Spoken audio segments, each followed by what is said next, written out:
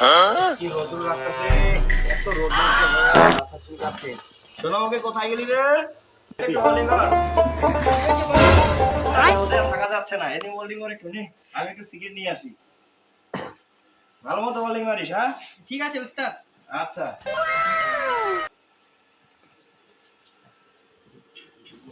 কি করে? বিদ্যুৎ চমকায় কি করবো? উস্তাদ তো বলছে আমাকে এবার দেখি একটু বাথরুমে ঢুকি তো, পাইপ টাইপ পাই নাকি। ও ওই তো আরে উস্তাদ পুরা কাজ দেখে আমার रुको जरा सबर करो কি করে? ওই বাবা आप मुझे ऐसे काम नहीं कर सकते